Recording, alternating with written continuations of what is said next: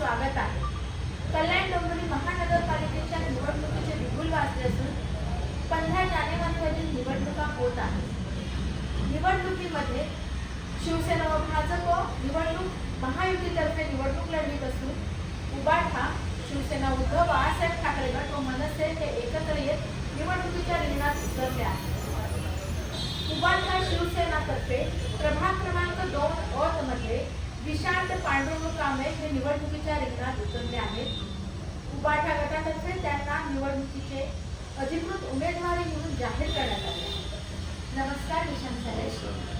तर काय सांगा, तुम्ही आता निवडणुकीच्या रिंगणात उतरला आहात, आज तुम्ही फॉर्म भरला आहे, तुम्हाला कसं वाटतं? काय आता सध्याची जी परिस्थिती पाहिली आणि वातावरण जर आपण पाहिलं तर त्या हिशोबाने आता शिंदे गट आणि भाजपमध्ये जी रस्सीखेच चालली उमेदवारीसाठी, तर आपल्या कल्याण भागामध्ये भाजपला खूप कमी प्रमाणात आलेली, तर त्यांची रस्सीखेच चाललेली आणि उद्धव साहेबांवरचा लोकांचा विश्वास आणि आपली जी आता समीकरणं बसलेले आणि मनसेवर आपली युती झालेली आहे.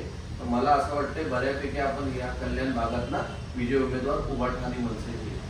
बरं विशांत साहेब, तुमचे सामाजिक व राजकीय वाटचाल कशी राहिली आहे? मी गेल्या 20-22 वर्षापासून शिवसेनेचं काम करतोय. राजेंद्र देवळकर माजी महापौर आपले, मी त्यांच्या शाखेचा शाखा प्रमुख आहे आजही आणि बरेच वर्ष आम्ही त्यांच्यावर काम केलेले. आज राजेंद्र देवळकर यांना कल्याणचा अभ्यासू नगरसेवक म्हणून ओळखतात आणि आम्ही त्यांच्या तालमीत तयार झालेलो, तर आमच्यामध्ये त्याची थोडी छाप आहे. तर त्या हिशोबाने आम्ही जर पुढचं इलेक्शन नजरेसमोर ठेवलं तर आम्हाला ते चांगलं आहे.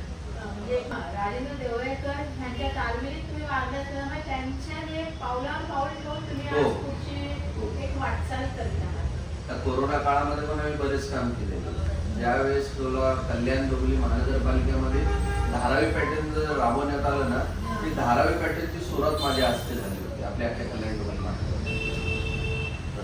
आता तुम्ही तुमचा प्रभाग आहे, हा तुम्ही तुमचा प्रभाग कशा पद्धतीने बघता? खरोखरच या प्रभागाचा विकास झाला आहे का असं तुम्हाला वाटतं? काय विकास नाही झाला असंही बोलता येणार नाही. विकास झालेला आहे, कारण की साहेब जोपर्यंत होते महापौर असल्यामुळे आपल्या भागात त्यांनी जास्त निधी आणून चांगली कामं केली, तर या भागात विकास झालेला आहे.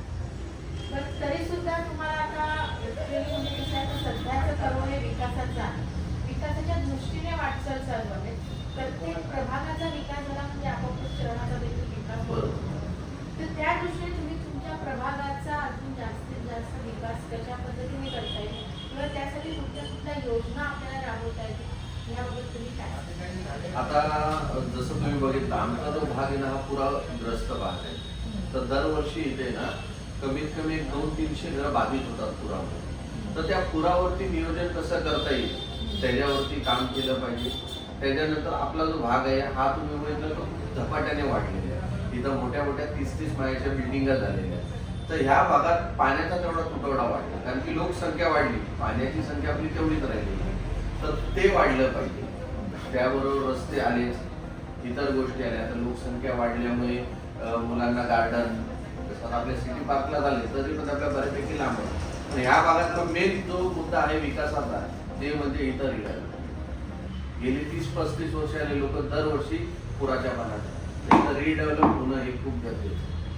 बरं, तुम्ही आता इतके वर्ष झाले एक सामाजिक व राजकीय त्याच्या माध्यमातून तुमच्याकडून कुठली सामाजिक व राजकीय कामं झाली? आतापर्यंत तुम्ही असं बघितलं गेलं ना तर माझ्याकडे असं बघितलं तर डेटा भरपूर आहे. पेपरमध्ये बऱ्याच पेपरांमध्ये माझे नावं आलेली कामं करण्यामध्ये. आत्ता मी जे सर्वात मोठं काम केलं ते कल्याण डोंबिवली महानगरपालिकेचं रुक्मिणीबाई हॉस्पिटल आहे. तिथे जे CT स्कॅन आणि MRI चालू झाले ते मी चालू केलं. कारण खरोखरच एक आरोग्याची एक सुविधा आपल्या इथं चांगल्या पद्धतीने आरोग्य शिबिर तर आम्ही भरवतच राहतो. पण लोक जे आहेत आपल्या इथे मध्यम भागातली, जे मध्यमवर्गीय आहे, त्यांना बाहेरचं CT स्कॅन MRI परवडत नाही. तर त्याच्यामुळे आपण खूप बरेच प्रयत्न केले. महापालिकेने त्याच्यात आपल्याला सहकार्य केलं. अधिकारी TK साहेब आहेत त्यांनी सहकार्य केलं. दुसऱ्या अधिकारी आहेत मॅडम त्यांनी सहकार्य केलं. आणि आत्ता एक माझ्यामध्ये 1-2 महिने आधी माझ्याकडे त्याचा रेकॉर्ड आहे. अधिकाऱ्यांनी मला जे मी मागणी केली होती त्या मागणीची कशी पूर्तता केली, मला त्याचं तुम्ही अहवाल पाठवलेला आहे. आणि आता आपल्या इथं CT स्कॅन MRI एक्सरे हे कृष्णाच्या मार्फत कल्याण डोंबिवलीच्या मार्फत स्वस्त दरात होतं. आता सध्याचं जे राजकीय वातावरण बघताय तर तुम्हाला काय वाटतं ह्या राजकारण घडामोडीमुळे पुढील कार्यकालामध्ये काय बदल होऊ शकतो किंवा हे योग्य आहे का जे राजकारण चाललं आहे? आता जे घडामोडी जर आपण बघितल्या राजकारणाच्या तर ते अतिशय बिकट परिस्थिती आहे. म्हणजे पहिलेचा जो काळ होता का युती जरी झाली तर ती कशी टिकणार याच्यावरती भर असायची. पहिल्याची युती 10-15 वर्ष चालायची, आताची युती 10-15 महिनेही चालायची. आता काय ठाण्याला युती झाली, आष्टी मोडली गेली, बऱ्याच जागी असेल. आता ह्यांचं युतीचं जे समीकरण चाललंय म्हणजे भाजप सेनेचं, ते एकमेकांना निवडून येण्यापेक्षा एकमेकांना पाडता कसं येईल त्याच्यामध्ये जास्त अग्रेसर आहे. आता तर कल्याणचं जर आपण बघितलं तर कल्याणमध्ये भाजपला 11 सीट दिलेले आहेत 40 मधला. तर त्याच्यातल्या बऱ्यापैकी तर पॅनल असा तयार करतायत तर प्रत्येक वॉर्डामध्ये भाजपचा एक अपक्ष पॅनल तयार होतो, ते शिंदे गटाला पाडणे जिथे ते त्यांना सीट दिले. तर युती आताच्या काळामध्ये युतीची फार म्हणजे खूप वाईट परिस्थिती झाली. ह्या युतीच्या याच्यामुळे बरेचसे जे कार्यकर्ते आहेत, इच्छुक उमेदवार आहेत, ते नाराज झालेले आहेत. इव्हन संताप व्यक्त होतो आहेत प्रसार माध्यमांतून आपण बघता आहात. इव्हन अश्रू अनावत होत आहेत हे पण आपण बघितलं. तर ह्या सगळ्या याचा फायदा आता उभाठा गटाला होईल का असं तुम्हाला वाटतं? 100% मॅडम. ऍक्च्युली आपल्या ह्या भागात जर तुम्ही बघितलं ना तर मागच्या वेळेस आमदारकीला सचिन बासरे साहेब होते, समोर दिग्गज होते, परत सरकार होती त्यांची, त्यांचं मनुष्यबळ सर्व त्यांची यंत्रणा त्यांच्या हातात असतानाही सचिन बासरे साहेबांना 80,000 पेक्षा जास्त मत भेटले. आणि त्या काळामध्ये 22 पैकी फक्त 3च नगरसेवक आपल्याकडे होते. 19 नगरसेवक तिथं असताना तरी उभाठाने 80,000 मतं ही बासरे साहेबांना दिलेली.